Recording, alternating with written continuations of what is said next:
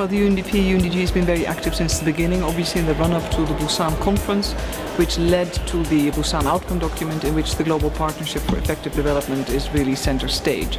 We bring to it basically our support for global monitoring efforts around the 10 indicators, but more importantly we are the engine at country level working with our national partners to ensure that the priorities they set are implemented, progress is being achieved against, and that their voices around development, inclusive development are heard and brought back to the global policy table.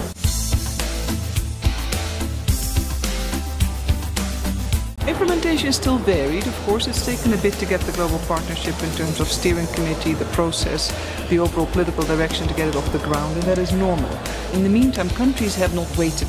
With the support of UNDP and UN country team members, national partners have actually taken parts of an agenda. In some countries we see that there's progress around the role of the private sector in inclusive development. In other countries there's a stronger emphasis on aid coordination and planning, or looking at work in the private and the civil society. So it is varied, but we see measurable progress across a wide range of countries.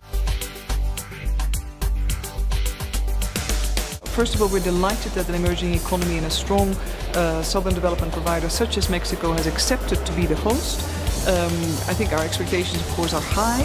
A lot of interest around the post-2015 agenda, a lot of new knowledge as to how partnerships could work, what we can do at the global level, what we can do to foster further debate around the emerging post-2015 agenda, and what the role and takeaways are of each of the development partners. Countries, civil society, private sector, foundations, individuals as well, of course.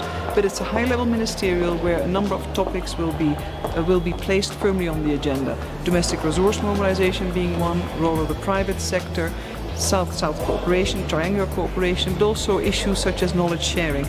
These are all central to sort of the changes that we see in the development architecture and the emerging development paradigm. So the global partnership, the first ever ministerial, is an important benchmark. I think it's a tremendous scope for debate and also testing of experiences. And last but not least, we will look at the implementation of the Busan commitments. So there's also a measurement of accountability towards one another within the international community.